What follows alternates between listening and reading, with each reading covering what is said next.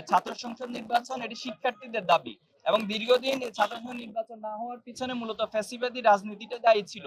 যেহেতু ফ্যাসিবাদের বিলোপ হয়েছে, এখন ছাত্র সংসদ নির্বাচনের মাধ্যমে ছাত্ররা শিক্ষার্থীরা তাদের প্রকৃত প্রতিনিধি নির্বাচন করবেন, এটাই খুব স্বাভাবিক।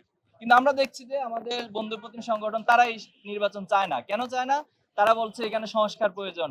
এরপর হচ্ছে আমরা জাহাঙ্গীরনগর বিশ্ববিদ্যালয়ে দেখেছিলাম যে ওনারা একটা ডেটও ঘোষণা করছে সম্ভাব্য তফসিল ঘোষণার জন্য, কিন্তু পরবর্তীতে সেখানকার বিসি তিনি বললেন যে ছাত্র সংসদ নির্বাচন দিলে নাকি লাশ পড়বে।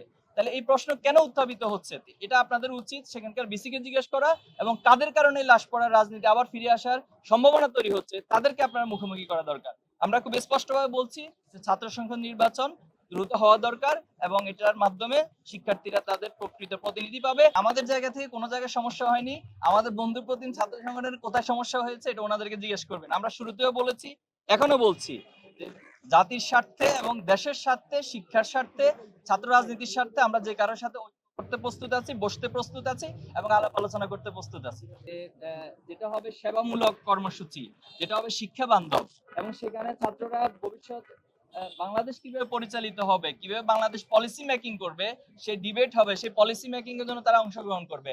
আমরা এমন একটা ছাত্র রাজনীতি চাই, এবং সেখানে কোনো আধিপত্য থাকবে না, সেখানে কারো উপর কোনো আদর্শ চাপিয়ে দেওয়া থাকবে না, এবং সেখানে জোর করে কারো কর্মসূচি নিয়ে যাওয়া, এরপরে হচ্ছে না গেলে তার উপরে টর্চার করা, এ ধরনের অস্ত্রের কোনো রাজনীতি আমরা চাই না। টঙ্গীতে যে ঘটনা ঘটেছে সেখানে মূলত তার ক্লাসমেট ছিল, এবং তাদের একটা গ্যাং ছিল, কিশোরদের একটা গ্যাং ছিল, প্রায় 6-7 জনের গ্রুপ, এবং তাদের মধ্য থেকে কয়েকজন ছাত্র দলের সাথে সম্পৃক্ত ছিল।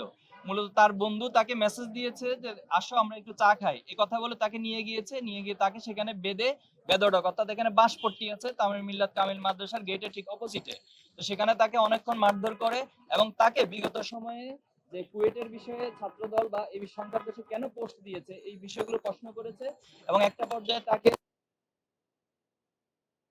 রক্তাক্ত হয়েছে। পরবর্তী তার চিৎকার শুনে পার্শ্ববর্তী কিছু পথচারী তাকে সেখান থেকে উদ্ধার করে, এবং তার সাথে সেখানে তার বন্ধু মামুন যে ছাত্রদল কর্মী, আমরা অনেকগুলো ডকুমেন্টস পেয়েছি, এবং তাকেও গ্রেপ্তার ধরে রাখতে সক্ষম হয়, এবং থানায় গিয়ে তার বিরুদ্ধে মামলা করা হয়।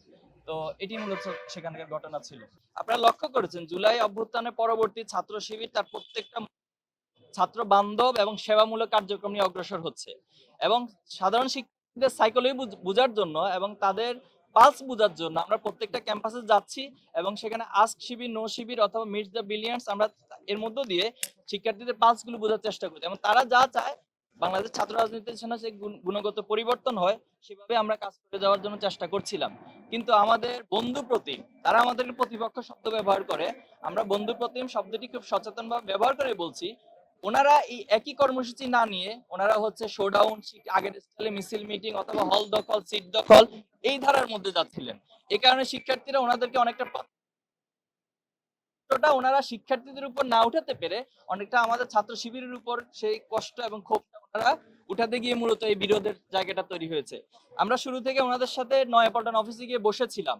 তো এরপরে অনেকবার আমরা ওনাদেরকে ইনভাইট করেছি, আসুন আমরা একটু বসি, কিভাবে ছাত্র রাজনীতির গুণগত পরিবর্তন আমরা করতে পারি, কিন্তু ওনারা আমাদের কোনো আহ্বানেই সাড়া দেন না।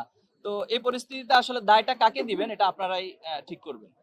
সম্মানিত উপস্থিতি, আমরা লক্ষ্য করেছি মুক্ত চিন্তার নামে এদেশে ইসলাম বিদ্বেষী একটি গোষ্ঠী পরিকল্পিতভাবে ইসলামের বিরুদ্ধে বিদ্বেষ ছড়িয়ে সাম্প্রদায়িক সম্প্রীতিকে বিনষ্টের চেষ্টা করছে।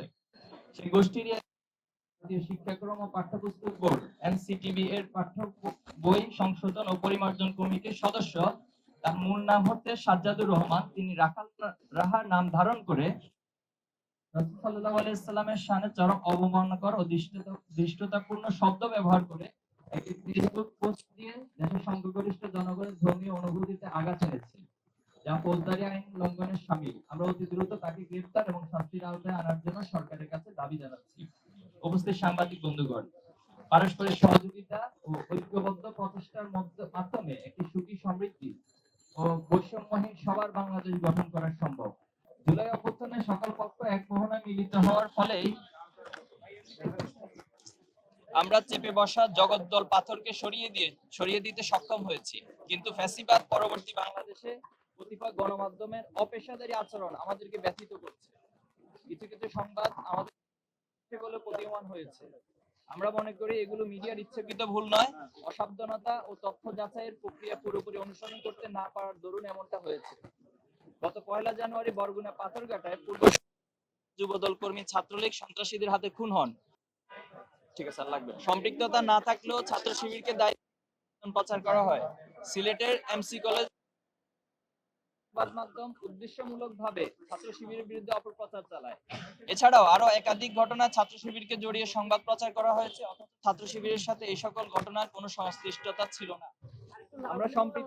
আমরা সম্প্রতি ঘটে যাওয়া ক্যাম্পাস হামলার শিকার শিক্ষার্থীদের জন্য ন্যায় বিচার দাবি করছি এবং সংশ্লিষ্ট কর্তৃপক্ষকে আহ্বান জানাচ্ছি যাতে তারা এসব ন্যাক্কারজনক ঘটনার সাথে জড়িতদের বিরুদ্ধে দ্রুত ও কার্যকর পদক্ষেপ গ্রহণ করে।